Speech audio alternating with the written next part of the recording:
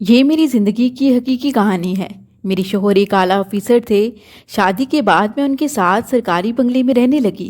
اس بنگلے کے بارے میں مشہور تھا کہ کبھی یہاں ایک جوان لڑکی کا قتل ہوا تھا۔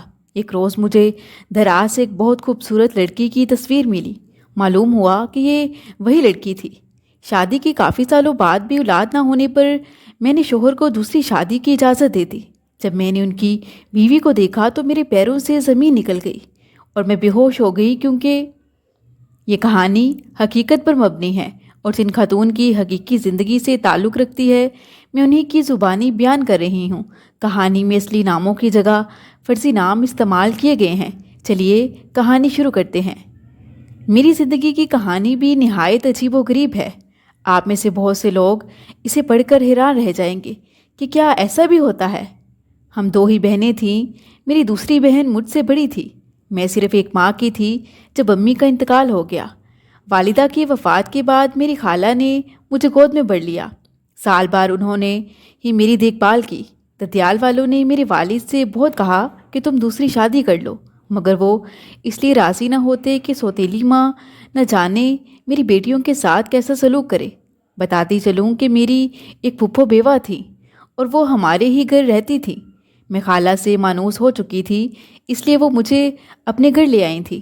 جب میں نے پاؤں پاؤں چلنا شروع کیا تو والد صاحب مجھے اپنے گھر لے آئے اور مجھے بھی میری پھپھو کے حوالے کر دیا۔ ہمارے گھر میں ابو اور پھپھو کے علاوہ ان کا ایک بیٹا اور میری بڑی بہن تھی۔ پھپھو نے میری بھی پرورش میں حصہ لیا اور مجھے ماں کی کمی محسوس نہ ہونے دی۔ چونکہ خالہ اور نانی نے تو مجھے میری زندگی کے ابتدائی دنوں سے ہی باہوں میں بڑھ لیا تھا، لہٰذا وہ اب ادھر میری کمی محسوس کرنے لگی۔ بالآخر انہوں نے میرے والد صاحب سے میری واپسی کا تقاضا کیا۔ میرے والد صاحب نے جواب دیا کہ اس کی بہن کا دل اس کے ساتھ لگ گیا ہے، ورنہ وہ بھی ماں کو یاد کر کے ہمہ وقت اداس رہا کرتی تھی۔ اب دونوں بہنیں ساتھ رہیں گی تو خوش رہیں گی۔ انہوں نے میری نانی اور خالہ سے اصرار کیا کہ وہ بے شک روز آ کر بچی کو دیکھ جایا کریں، لیکن اب میں بھی اپنی بچی کے بغیر نہیں رہ سکتا۔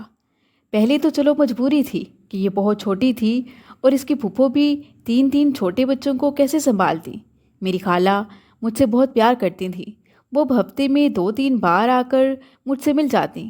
میں پھپھو کے علاوہ خالہ کو بھی امی ہی کہہ کر پکارا کرتی تھی۔ وہ جب آتی تو میرے لیے طرح طرح کے کھلونے اور کھانے پینے کی چیزیں لے کر آیا کرتی تھی۔ میری یہ خالہ میری والدہ سے 6 برس بڑی تھی اور شادی شدہ تھی۔ ان کے 3 بچے تھے، سب سے بڑا بیٹا محسن اور پھر ان کی 2 بیٹیاں تھیں۔ ایک روز جب میں نانی کے گھر گئی تو انہوں نے مجھے ایک تصویر دکھائی، پھر کہنے لگی کہ یہ تمہاری امی کی تصویر ہے۔ میں نے معصومیت سے سوال کیا کہ نانی، کیا محسن بھائی اور سعدیہ باجی لوگوں کی امی میری امی نہیں ہیں؟ اور اگر یہ میری امی ہیں تو پھر یہ اب کہاں ہیں؟ وہ ٹھنڈی آہ بھر کر بولی، بیٹی جب تم نے جنم لیا یہ اس کے 1 ماہ بعد ہی اللہ میاں کے پاس چلی گئی تھیں۔ خیر وقت گزرتا رہا۔ جن دنوں میں 12 برس کی تھی میرے والد صاحب نے اپنی کزن سے دوسری شادی کر لی، کیونکہ پھپھو کی دوسری شادی بھی ہو چکی تھی اور اب ابو نے آپی کی شادی بھی اپنے رشتہ داروں میں کر دی تھی۔ آپی کے جانے کے بعد اب والد صاحب کے کھانے پینے کا خیال رکھنے والا کوئی نہ تھا۔ اب گھر میں میری سوتیلی امی آ گئی۔ سوتیلی ماں اگرچہ مجھے کچھ نہ کہتی تھیں، لیکن میں ان کے آنے سے کچھ بے چینی سی محسوس کرنے لگی تھی، جس کی وجہ سے میں زیادہ تر خالہ کے یہاں جا کر رہنے لگی۔ خیر جوں تو گھر کے وقت گزر گیا اور میں 17 برس کی ہو گئی۔ میری خالہ کا بیٹا محسن ان دنوں آفیسر بننے کے لیے امتحان کی تیاری کے لیے اکیڈمی میں پڑھ رہا تھا۔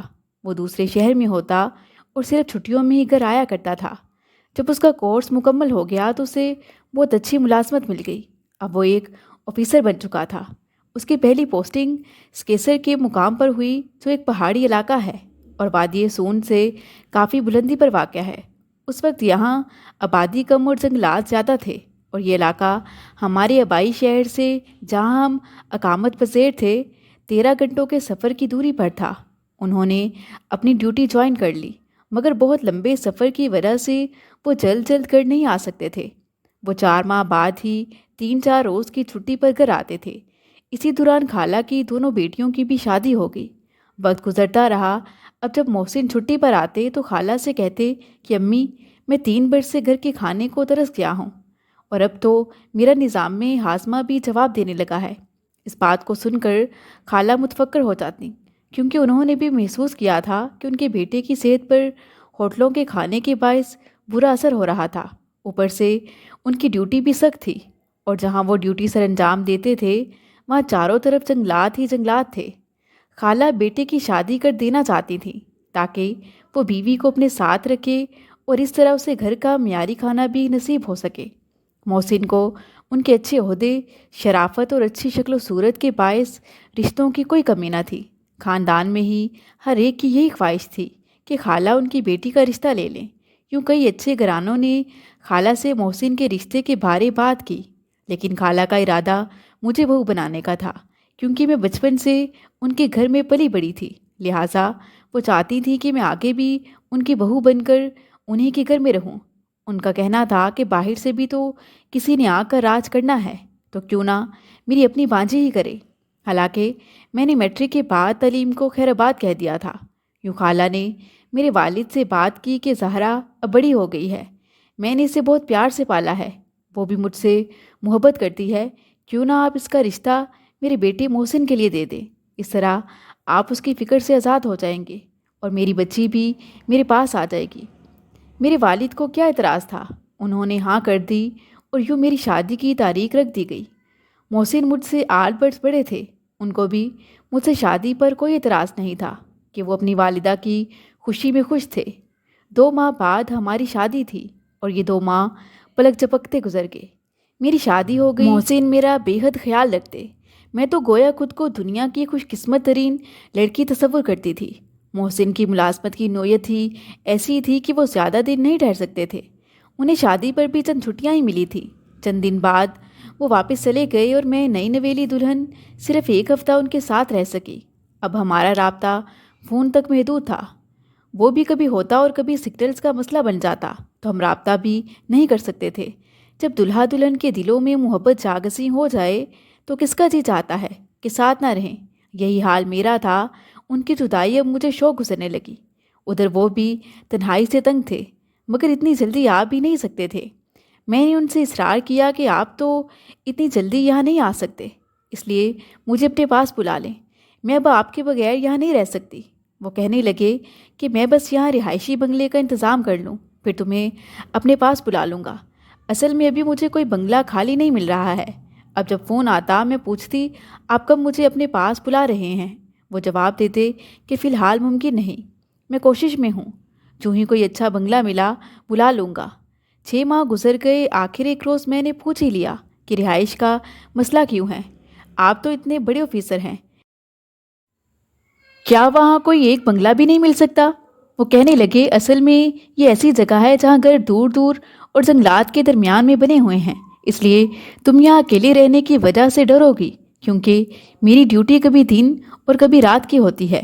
میں کوشش میں ہوں کہ کسی رہائشی کالونی میں بنگلہ مل جائے، تو پھر مجھے ڈیوٹی پہ جانے کے بعد تمہاری فکر نہیں رہے گی، مگر مجھ سے اب کب صبر ہو رہا تھا، لہٰذا میں نے خالہ سے اصرار کیا کہ وہ میرے ساتھ چلیں، لیکن وہ بھی مجبور تھی کیونکہ خالو کی طبیعت بھی خراب ہی رہتی تھی اور وہ بیماری کی حالت میں انہیں چھوڑ کر میرے ساتھ نہیں جا سکتی تھیں۔ ہماری شادی ہوئے 1 سال گزر گیا، مگر اس دوران محسن صرف عید کی چھٹیوں پر چند دنوں کے لیے آ پائے تھے۔ اب میں ان کے بغیر بہت بس مردہ اور اداس رہنے لگی۔ اب تو ان سے اصرار کرتی کہ میں جنگل میں ہی رہ لوں گی، نہیں ڈروں گی، بس آپ مجھے اپنے ساتھ رکھیں۔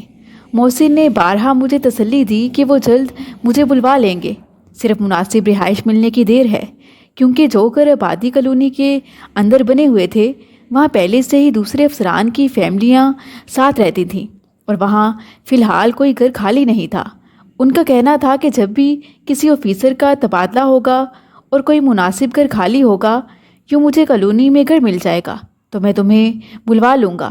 میں نے کہا اب بس، اب میں مزید انتظار نہیں کر سکتی، میں آپ کے بغیر نہیں رہ سکتی، بس جیسا بھی گھر ملتا ہے آپ لے لیں اور مجھے اپنے ساتھ رکھیں۔ جب میرا اصرار حد سے بڑھا تو انہوں نے ایک بنگلہ الاٹ کرا لیا۔ وہ چاہتے تو نہیں تھے، مگر میرے روز بروز کے اصرار پر باطن نخواستہ بلکہ بحالت مجبوری انہوں نے اس رہائش گاہ کو لینا قبول کر لیا اور مجھے اپنے ساتھ لے گئے۔ جب میں اس جگہ پہنچی تو کافی حیران ہوئی، کیونکہ رہائش کا کیا تھی، وہ تو ایک بہت بڑا لیکن تقریباً ایک صدی پرانا بنگلہ تھا، تو اس علاقے کی ایک ویران اور اونچی چوٹی پر بنا ہوا تھا۔ جب میں نے بنگلہ دیکھا تو دل دک سے رہ گیا، کیونکہ واقعی انہوں نے صحیح کہا تھا کہ ایسا گھر نہ تھا جس میں انتہائی سکون سے رہا جاتا۔ مگر میں خوش تھی کہ اپنے شریک حیات کے پاس آ چکی تھی۔ محسن نے بتایا کہ یہ گھر عرصہ دراز سے خالی پڑا تھا اور ارد گرد گھنے جنگلات کے سوا کچھ نہیں ہے، مگر ڈرنے کی کوئی ضرورت نہیں ہے، ایسا ویسا کوئی مسئلہ نہیں ہے۔ محسن نے بنگلے کی صفائی پہلے ہی کروا دی تھی، محکمے سے ملنے والا فرنیچر اور ضرورت کا سامان بھی انہوں نے مجھے لانے سے پہلے ہی اس میں ڈلوا دیا تھا، یہاں تک کہ راشن بھی بھر دیا تھا تاکہ مجھے آنے کے فوراً بعد کسی قسم کی تکلیف نہ ہو۔ تاہم پہلا دن ہی مجھ پر بھاری گزرا۔ میں محسن کے پاس آ کر بے حد خوش تھی۔ اگلی صبح 7 بجے ہی انہیں محکمے کی گاڑی لینے آ گئی۔ انہوں نے ناشتہ کیا اور جاتے ہوئے مجھ سے کہا، اپنا خیال رکھنا، میں وہاں جاتے ہی تمہارے پاس ملازم اور اس کی بیوی کو بھجوا دیتا ہوں۔ گھر میں تمہیں جو کام ہو ان سے کہہ دینا، تمہیں خود کوئی کام کرنے کی ضرورت نہیں ہے۔ وہ کہنے لگے، یہاں ہمارا فون پر کبھی تو رابطہ ہو جائے گا اور کبھی نہیں بھی، کیونکہ یہاں سگنلز کا بڑا مسئلہ ہے۔ یوں وہ چلے گئے۔ ان کے جانے کے تھوڑی دیر بعد ہی ایک بزرگ آ گئے۔ وہ کہنے لگے، میں صاحب کا خدمت کار ہوں اور مجھے سرکار کی طرف سے ان کی خدمت پر تعینات کیا گیا ہے۔ بیگم صاحبہ، آپ کو جو بھی کام ہو بس مجھے بتا دیا کریں، میں حاضر ہوں۔ میں نے کہا، بابا جی، آپ کے صاحب کہہ کر گئے تھے کہ آپ کی بیوی بھی آئے گی، وہ آپ کے ساتھ کیوں نہیں آئیں؟ وہ بزرگ کہنے لگا، میری بیوی یہاں آنے پر راضی نہیں ہے، لیکن آپ گھبرائیے نہیں، میں جلد آپ کو کسی اور ملازمہ کا بندوبست کر دوں گا۔ میں نے اس باریش بابا کو، کہ جن کی عمر کافی زیادہ تھی، دے کر سوچا کہ شاید ان کی بیوی بھی عمر رسیدہ ہوگی اور نشیبی آبادی سے بلندی پر بنی ہوئی اس رہائش گاہ تک چڑھائی سے قاصر ہوگی۔ تبھی میں نے کہا، بابا جی، ویسے تو بنگلے سے نیچے ڈھلان تک سیڑھیاں بنی ہوئی ہیں، لیکن غالباً آپ کی گھر والی یہ سیڑھیاں نہیں چڑھ سکتی ہوں گی۔ وہ کہنے لگے، بی بی جی، یہ بات نہیں ہے، دراصل وہ اس بنگلے میں آنا نہیں چاہتی۔ وہ تو مجھ سے بھی کہہ رہی، نہ جانے اس بنگلے میں لوگ رہنے کیسے آ گئے ہیں۔ دراصل یہ بنگلہ مدتوں سے غیر آباد ہے اور اس کے ساتھ ایسا واقعہ وابستہ ہے کہ کوئی… آگے سے وہ بابا خاموش ہو گئے، پھر کہنے لگے، میں ذرا باغ کی صفائی دیکھ لوں۔ مگر مجھے تجسس ہوا کہ جانو کہ آخر وہ کیا کہنا چاہتے تھے۔ جب وہ واپس آئے تو میں نے ان سے بات مکمل کرنے کو کہا، مگر وہ خاموش ہی رہے۔ پھر کہنے لگے، بی بی جی، آپ عورت ذات ہیں اور عورتیں چھوٹے دل کی ہوتی ہیں، آپ ڈر جائیں گی، اس لیے بس اتنا سمجھ لیں کہ بس اس بنگلے میں کوئی بھی رہائش پذیر ہونا پسند نہیں کرتا، مگر مجھے اب پوری بات جانے بغیر کیسے سکون ملتا۔ لہٰذا کہنے لگی، بابا جی، آپ بتائیں تو وہ کیا واقعہ ہے؟ وہ کہنے لگے، بیگم صاحبہ، رہنے دیجیے، یہ کوئی ایسا خوشگوار واقعہ نہیں ہے کہ آپ کو سنایا جائے۔ بابا جی نے مجھے پھر سے ٹالنے کی بہت کوشش کی، مگر میں سر ہو گئی تو انہیں بتانا ہی پڑا۔ وہ کہنے لگے، بیگم صاحبہ، یہ پاکستان بننے سے بھی پہلے کا واقعہ ہے۔ ان دنوں یہاں انگریز سرکار کا راج تھا۔ یہ بنگلہ بھی خود ایک انگریز آفیسر نے بنوایا تھا۔ وہ اس میں کچھ عرصہ ہی رہ سکا۔ ایک روز جب وہ اچانک کسی کام سے نیچے آبادی میں گیا ہوا تھا، جب وہ واپس آیا تو دیکھا کہ اس کی بیوی قتل ہو چکی ہے اور اس کی لاش بستر پر پڑی ہے۔ یہ کافی حیران کن واقعہ تھا، کیونکہ یہاں پر تو پرندہ بھی پر نہیں مار سکتا تھا۔ پھر اس کی بیوی کو کون موت کے گھاٹ اتار گیا تھا؟ جب تفتیش ہوئی تو خانسامہ کو پکڑا گیا، لیکن سب کا خیال تھا کہ وہ ایک نیک اور شریف آدمی ہے، وہ ایسا کام نہیں کر سکتا۔ لیکن چونکہ وہ ہی یہاں زیادہ دیر ٹھہرتا تھا، اس کے سوا اور کوئی اس بنگلے میں زیادہ دیر کے لیے نہیں آتا تھا۔ مالی اور ملازمہ سبھی تھوڑی دیر کو اپنا کام سر انجام دے کر اپنے اپنے گھروں کو چلے جاتے تھے۔ اس بیچارے خانسامہ کو سخت تفتیشی حالات سے گزرنا پڑا، مگر یہ ثابت نہ ہو سکا کہ قتل اسی نے کیا ہے۔ بیگم صاحبہ، آپ تو جانتی ہی ہوں گی کہ انگریز کافی مہم جو قسم کے لوگ ہوتے ہیں، انہیں ڈر وغیرہ بالکل نہیں لگتا، اور وہ تو ایسی عجیب و غریب اور ویران جگہوں پر رہنا بہت زیادہ پسند کرتے ہیں۔ وہ انگریز آفیسر ہی نہیں، اس کی بیگم بھی بڑے دل گھٹنے والی خاتون تھی۔ وہ ایک ریوالور ہمیشہ ساتھ رکھتی اور بہت اچھی نشانہ باز بھی تھی۔ وہ اکثر اکیلی ہی دور تک جنگل میں سیر کو نکل جایا کرتی تھی، حالانکہ جنگل میں ریچھ، بندر، گیدڑ اور اسی قسم کے جنگلی جانوروں سے اس کی مٹ بھیڑ ہو جایا کرتی تھی، مگر وہ دلیر عورت ان سے بالکل بھی خوف نہیں کھاتی تھی۔ وہ 23-24 برس کی ایک تعلیم یافتہ اور خوبصورت سی عورت تھی، جس کے بال سنہری اور آنکھیں نیلی تھیں۔ سچ کہوں تو میں نے زندگی میں اب تک ایسی خوبصورت عورت نہیں دیکھی۔ اس کا نام میری تھا اور اس کا اخلاق بھی بہت اچھا تھا۔ بہت ہمدرد اور ہنسمکھ قسم کی عورت تھی۔ میں تب جوان تھا اور یہاں اس بنگلے کی صفائی پر مامور تھا۔ وہ اگر مجھ سے میری ڈیوٹی سے بڑھ کر کوئی کام کرواتی تو مجھے انعام سے نوازتی تھی۔ مجھے کہا کرتی تھی کہ تم اپنا کام بڑی دیانتداری سے کرتے ہو، اسی لیے تم انعام کے مستحق ہو۔ بیگم صاحبہ، بس یہی بات تھی۔ میں نے کہا مگر یہ تو کوئی ایسی غیر معمولی بات نہیں ہے کہ جس کی بنا پر کوئی اس بنگلے میں نہ رہے، کیونکہ اس عورت کا قتل اگر کسی اور نے نہیں کیا تو یقیناً اس کے اپنے شوہر نے کر دیا ہو۔ وہ بابا جی کہنے لگے، بیگم صاحبہ، اللہ بہتر جانتا ہے۔ دراصل اس عورت کے ساتھ اس بنگلے میں کچھ عجیب و غریب واقعات رونما ہونے لگے تھے، جس کا اس بہادر خاتون نے کوئی نوٹس نہ لیا، اور پھر ایک دن یہ المناک واقعہ رونما ہو گیا۔ بس اسی دن سے آج تک کوئی اس رہائش گاہ پر زیادہ دن نہیں رہ سکا۔ جس نے بھی یہاں رہنا چاہا کسی نہ کسی وجہ سے جلد ہی یہاں سے چلا گیا۔ یہ بنگلہ مدتوں سے ویران پڑا ہوا تھا، مگر آپ پہلے لوگ ہیں جنہوں نے اس میں رہنا قبول کر لیا ہے۔ خیر، پہلے تو میرے دل میں یہی خیال آیا کہ یقیناً اس عورت کا قتل اس کے شوہر نے کیا ہوگا، اور اسی قتل کے باعث لوگ اس بنگلے میں رہنے سے خوف کھانے لگے ہیں۔ بہرحال انسانی فطرت کے پیش نظر مجھے بھی یہ واقعہ سن کر خوف ضرور محسوس ہوا۔ میں نے سوچا بابا جی نے ٹھیک ہی کہا تھا کہ مجھے اس بنگلے کی ہسٹری نہیں سننی چاہیے تھی۔ اب اصرار کر کے سن لی تو بدن میں سنسنی دوڑ گئی۔ سوچنے لگی اب کیا کروں گی کہ جب محسن رات کو ڈیوٹی پر چلے جایا کریں گے، کیونکہ انہیں تو کبھی رات کے 12 بجے اور کبھی 2-2:30 بجے بھی محکمے کی گاڑی لینے آ جاتی تھی۔ میں نے بابا جی سے کہا کہ آپ کسی فیملی کا بندوبست کر دیں، کیونکہ یہاں بنگلے کی عقب میں سرونٹ کوارٹر بھی بنا ہوا ہے۔ وہ فیملی یہاں رہے گی تو مجھے بھی سکون رہے گا۔ وہ بابا جی کہنے لگے، بیگم صاحبہ، یہ میرے بس کی بات نہیں ہے، کیونکہ کوئی بھی یہاں رہنے پر راضی نہیں ہے۔ پرانے جو لوگ اس عورت کے قتل کی کہانی جانتے تھے، اب وہ سب کو تو معلوم نہیں ہے، مگر یہ سوچ کر کہ یہ بنگلہ ایک مدت سے ویران ہے، اسی لیے لوگ یہاں رہنے سے خوف کھاتے ہیں۔ ہاں، میں اتنا کر سکتا ہوں کہ اپنی بیوی اور بیٹی کو ساتھ لے آیا کروں گا۔ وہ دن میں آپ کے پاس رہیں گی اور شام کو واپس گھر چلی جایا کریں گی۔ میں نے کہا، چلو بابا، یہ بھی غنیمت ہے، دن میں مجھ سے کوئی تو بات کرنے والا ہوگا۔ کہ ٹیلی فون کا دور تھا، لہٰذا ٹی وی بھی شاذ و نادر ہی ہوا کرتے تھے۔ کیوں میں سارا دن بس گھر بیٹھی رسالے پڑھ کر محسن کے آنے کا انتظار کرتی، لیکن میں پھر بھی بہت خوش تھی، مگر اب کچھ خوف کا شکار ہو گئی تھی۔ سوچا بابا کی بیوی اور بیٹی آ جائیں گی تو میں اکیلی نہیں رہوں گی۔ میں نے بابا جی سے کہا، ویسے بھی کچھ دنوں کی بات ہے، پھر میری خالہ آ جائیں گی تو پریشانی جاتی رہے گی۔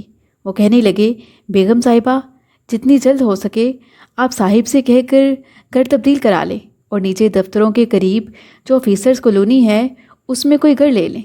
میں نے کہا، ہاں بابا جی، ہم نے ایسا ہی سوچا ہے، بس یہاں ہمارا عارضی قیام ہے، کیونکہ افسران کے لیے جو گھر بنے ہوئے ہیں وہ کافی کم تعداد میں ہیں۔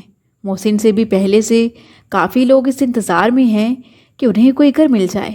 بس اللہ کرے کہ ہمیں کوئی گھر مل جائے تو ہم فوراً وہاں شفٹ ہو جائیں گے اور اس جگہ کو چھوڑ دیں گے۔ اگلے روز بابا جی اپنی بیوی اور بیٹی کو لے آئے، جو دن بھر میرے ساتھ رہتی۔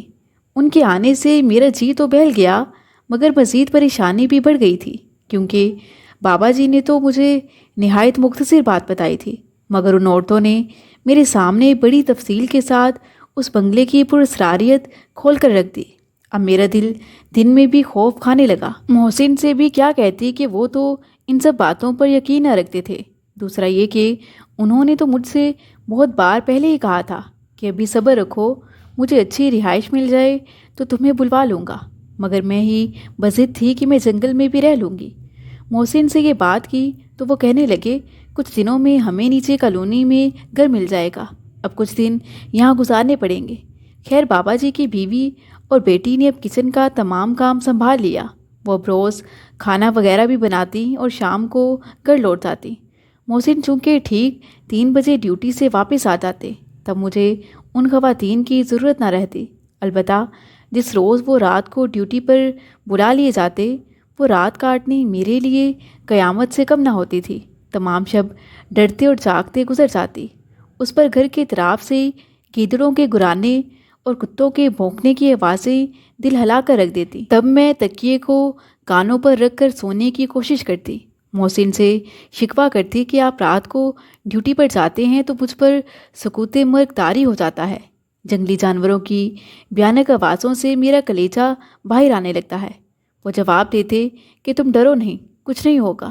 میں تو اسی وجہ سے تم سے کہتا تھا کہ ابھی تم ذرا صبر کر لو، جب مناسب رہائش ملے گی میں تمہیں بلوا لوں گا۔ لیکن تمہیں نے اصرار کر کے مجھے اتنا مجبور کیا، تب مجھے یہ بنگلہ قبول کرنا پڑا۔ اب کچھ دن ہمت سے کام لو، کچھ دنوں میں ہی میرے کولیگ کا تبادلہ ہونے والا ہے۔ اس کا گھر خالی ہو جائے گا تو میں کہہ کر اسے لے لوں گا۔ ابھی تک تو اس بنگلے میں مجھے صرف خیالی خوف تھا۔ میں نے کوئی ایسی غیر معمولی چیز نہیں دیکھی تھی کہ دہشت کھا جاتی، لیکن ایک روز تو میں حیران رہ گئی۔ میں محسن کے پہلو میں بیڈ پر دراز تھی جب صبح 5:30 بجے میری آنکھ کھلی۔ میں اٹھ کر واش روم جانے لگی، مگر اچانک میری نظر سائڈ ٹیبل پر پڑی جہاں محسن کے سرہانے چائے کا کپ تپائی پر موجود تھا۔ میں نے سوچا کہ بابا جی کی بیوی محسن کے سوئے میں ایک کپ رکھ کر چلی گئی۔ پھر خیال آیا بابا جی اور ان کی فیملی تو صبح 7 بجے آتے تھے، وہ اتنی جلدی تو نہیں آ سکتے۔ سوچنے لگی پھر اتنی صبح انہوں نے کہ چائے کیسے لا کر رکھ دی تھی۔ میں نے کپ کو ہاتھ لگایا جو بالکل گرم تھا، جیسے ابھی ابھی کوئی اسے رکھ کر گیا ہو۔ گمان ہوا شاید آج بابا جی جلدی آ گئے ہیں۔ میں واش روم جانے کی بجائے پہلے اٹھ کر باورچی خانے میں گئی، مگر وہ حسب معمول اس وقت بند تھا۔ اس کے دروازے کی ایک چابی بابا جی کے پاس تھی، کیونکہ وہ ہمارے اٹھنے سے قبل آ کر اسے کھولتے تھے۔ تالا لگے دروازے کو دیکھ کر میری حیرت کی انتہا نہ رہی۔ پھر گھر میں ادھر ادھر دیکھا کہ شاید بابا جی کی بیوی چائے بنا کر دوبارہ سے تالا لگا کر کسی اور کام میں مصروف ہو گئی ہوں، مگر گھر میں بالکل خاموشی تھی اور مجھے کہیں کوئی نظر نہ آیا۔ اس کا مطلب یہی تھا کہ وہ ابھی تک نہیں آئے تھے۔ سرونٹ کوارٹر میں بھی کوئی نہیں رہتا تھا۔ سوچنے لگی پھر یہ صبح کی چائے کا اہتمام کون کر گیا تھا؟ گھر میں کوئی بھی موجود نہ تھا اور تمام دروازے بھی بند تھے۔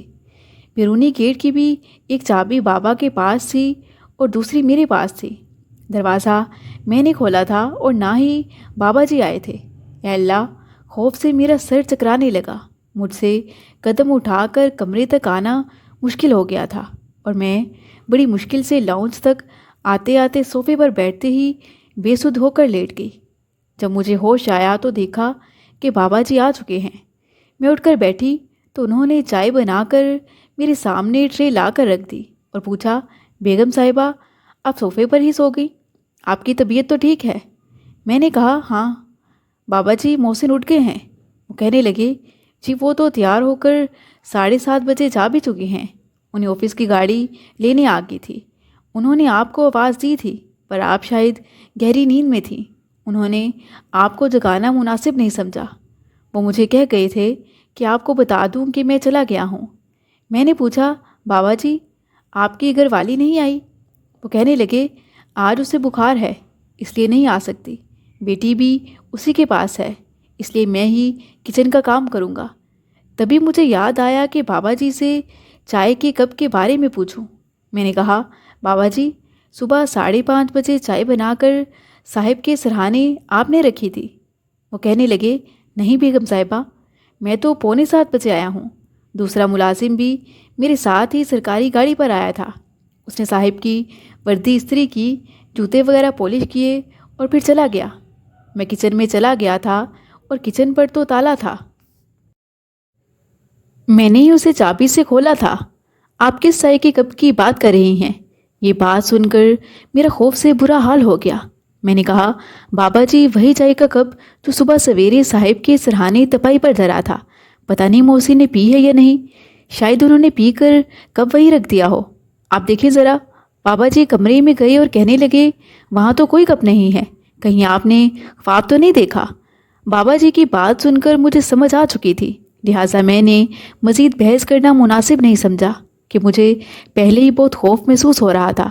میرے بدن میں خوف کی لہریں سنسنی کی صورت میں دوڑ رہی تھیں۔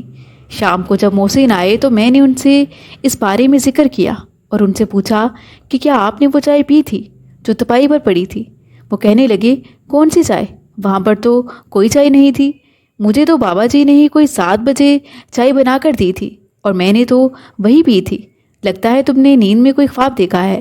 بابا جی کی بیوی اور بیٹی نہ جانے تمہیں کیا کیا کہانیاں سناتی رہتی ہیں کہ تم نے ان کو اپنے ذہن پر اس قدر سوار کر لیا ہے۔ ارے ایسا کچھ نہیں ہے، میں نے تو کمرے میں کوئی چائے کا کپ نہیں دیکھا۔ یقیناً تم نے خواب میں چائے کا کپ دیکھا ہے۔ جب انہوں نے مجھے پریشان دیکھا تو کہنے لگے، بس کچھ دنوں کی بات ہے، پھر امجد اپنی نئی پوسٹنگ والی جگہ شفٹ ہو رہا ہے، پھر ہم نیچے کالونی میں اس کے گھر میں چلے جائیں گے۔ اب چند دن تو ہمیں یہاں رہنا پڑے گا۔ تم بس ان باتوں کے بارے میں زیادہ نہیں سوچا کرو اور قرآن پاک کی تلاوت کیا کرو۔ خیر انہوں نے مجھے کافی تسلی دی، مگر اس کے بعد ایسے واقعات معمول بن گئے، ایسے جیسے کوئی میرے شوہر کی خاطرداری میں لگا ہو۔ ایک بار ان کے میلے کپڑے صبح سویرے مجھے دھلے ہوئے اور استری شدہ ہینگر پر ملے۔ اب محسن بھی کچھ خوف زدہ تھے، مگر مجھ پر اپنے خوف کو ظاہر نہیں کرتے تھے۔ مبادا میں اور زیادہ پریشان ہو جاؤں گی، بلکہ مجھے ڈھارس دینے لگے کہ فلاں ملازم رکھ گیا ہوگا، یہ خانسامہ کی مہربانی ہے وغیرہ وغیرہ، تم قرآن پاک کی تلاوت کیا کرو۔ تاہم وہ بھی ششتر تھے کہ میری بیوی کے ساتھ ایسے عجیب و غریب واقعات کیوں کر رونما ہو رہے ہیں۔ ایک روز جب میں نے ان کے ٹیبل کی دراز کھولی کہ جہاں وہ اپنے سرکاری کاغذات وغیرہ رکھتے تھے، مگر اس میں مجھے ایک نہایت حسین لڑکی کی تصویر رکھی ہوئی ملی۔ مجھے بہت دکھ ہوا کہ یہ کس کی تصویر انہوں نے مجھ سے چھپا کر رکھی ہے۔ یقیناً ان کی کوئی دوست لڑکی ہوگی۔ جو ہی یہ خیال آیا، میں نے تصویر کے غصے میں 2 ٹکڑے کر کے دوبارہ میز کی دراز پہ رکھ دی تاکہ ان کو پتہ لگ جائے کہ میں دیکھ چکی ہوں، اور جب مجھ سے پوچھیں گے تو مزہ چکھیں گے۔ شام کو جب وہ گھر آئے تو مجھ سے صبر نہ ہوا کہ ان کے دراز کھولنے تک کا انتظار کرتی، لہٰذا میں نے خود ہی دراز کھولی تاکہ وہ تصویر نکال کر ان سے پوچھوں کہ آخر یہ کون ہے۔ جب میں نے دراز کھولا تو وہاں وہ تصویر بالکل صحیح سالم تھی کہ جسے میں نے پھاڑ کر رکھا تھا۔ حیرت سے میری آنکھیں پھٹی کی پھٹی رہ گئیں، میرے ہاتھ کپ کپانے لگے۔ بڑی مشکل سے دوڑ کر ٹی وی لاؤنج میں گئی کہ محسن کو بتاؤں کہ یہ کیا معاملہ ہے۔ جب انہوں نے میری ایسی حالت دیکھی تو خود میرے پاس چلے آئے اور پانی دیا، پھر میرے بتانے پر میرے ساتھ اسی کمرے میں آئے۔ جب انہوں نے دراز کھولی تو وہاں کچھ بھی نہیں تھا، تصویر وہاں سے غائب تھی۔ اب خوف سے میرا مزید رنگ زرد پڑ گیا۔ مجھے خوف زدہ دیکھ کر محسن بھی سمجھ چکے تھے کہ کوئی نہ کوئی مسئلہ تو ضرور ہے۔ پھر مجھے تسلی دینے لگے کہ بھئی ذرا دیر پہلے غفور ادھر آیا تھا فائل لینے، میں اس سے پوچھوں گا، شاید وہ تصویر رکھ گیا ہو۔ یہ بہلاوا تھا، جیسے بچوں کو بہلایا جاتا ہے۔ میں نے پھر بھی بہل جانا مناسب سمجھا، ورنہ شاید میرا دم نکل جاتا۔ میں نے سورہ بقرہ کی تلاوت کی تو میرے دل کو جیسے کچھ سکون ملا، خوف بھی پہلے سے کچھ کم ہو گیا۔ ہم نے 5 دن بعد نئے مکان میں منتقل ہونا تھا۔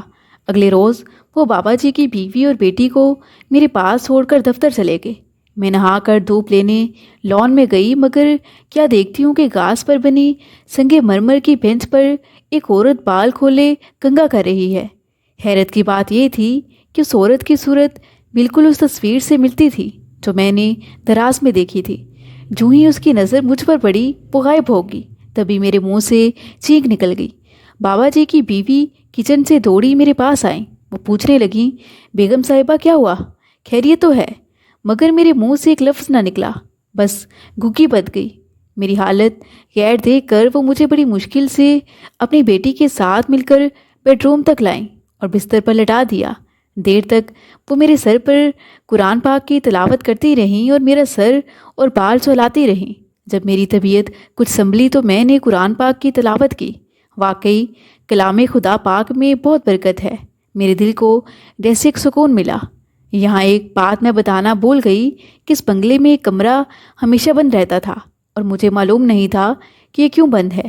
ایک بار بابا جی کی بیٹی نے ہی مجھے بتایا تھا کہ اسی کمرے میں میری کا قتل ہوا تھا، یہ اس کا بیڈ روم ہوا کرتا تھا۔ قتل کے بعد سے اسے بند ہی رکھا گیا ہے۔ اس شام جب محسن ڈیوٹی سے لوٹ کر آئے تو میں نے اپنا فیصلہ سنا دیا کہ میں اب یہاں ایک پل بھی نہیں رہ سکتی۔ ہمیں نئے مکان میں 4 دن بعد شفٹ ہونا ہے، لیکن میں یہ 4 دن یہاں نہیں گزار سکتی۔ آپ مجھے آج ہی واپس خالہ جی کے پاس بھجوا دیجیے۔ میرے لیے ایسی خوف و دہشت بھری جگہ سے تو آپ کی جدائی بہتر ہے۔ خوف سے میری حالت ایسی تھی کہ انہوں نے اگلے روز ہی مجھے واپس گھر بھجوا دیا اور وہ بنگلہ چھوڑ کر اپنے میس میں چلے گئے۔ اس کے بعد کے حالات جو میرے شوہر کے ساتھ پیش آتے رہے انہوں نے مجھے نہیں بتائے، مگر انہوں نے اپنی والدہ کو ضرور بتائے کہ جن سے تھوڑا بہت مجھے بھی اندازہ ہو جاتا تھا۔ بہرحال 3 سال بعد جب ان کا تبادلہ ملتان ہو گیا تو وہ مجھے اپنے ساتھ لے گئے۔ اللہ تعالیٰ کے کرم سے میری گود ہری ہو گئی۔ محسن بے حد خوش تھے، مگر یہ پھول کھلنے سے قبل ہی مرجھا گیا۔ میں دوبارہ اس خوشی کے لیے ترستی رہ گئی۔ میرا بہت علاج کروایا گیا، مگر شاید یہ خوشی میرے نصیب میں نہ تھی۔ یہاں تک کہ میری شادی کو 12 سال بیت گئے، مگر مجھے اولاد کی خوشی نہ ملی۔ تب خالہ نے مایوس ہو کر اپنے اکلوتے بیٹے کی دوسری شادی کرنے کی ٹھان لی۔ مجھے کافی دکھ ہوا کہ کوئی بھی عورت چاہے بانجھ ہی کیوں نہ ہو، وہ اپنے شوہر کے ساتھ کسی اور کو شریک نہیں دیکھ سکتی۔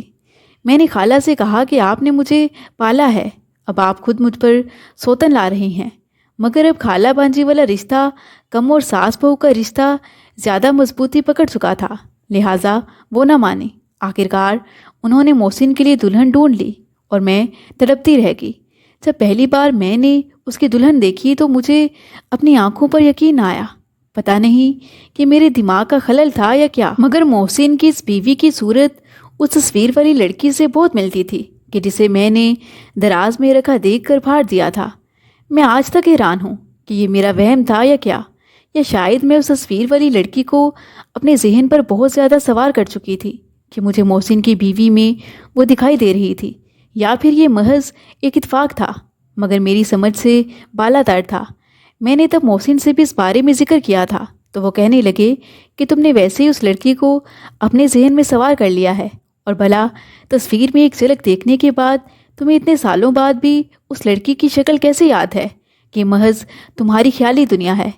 شاید ان کی بات بھی ٹھیک ہی ہے، کیونکہ مہاجبین کے ہمارے گھر آنے کے بعد مجھے کبھی بھی کچھ بھی غیر معمولی محسوس نہیں ہوا تھا، مگر اس تصویر والی لڑکی کی صورت بھی میں بھلا نہ پائی تھی کہ جو مہاجبین سے بہت ملتی تھی۔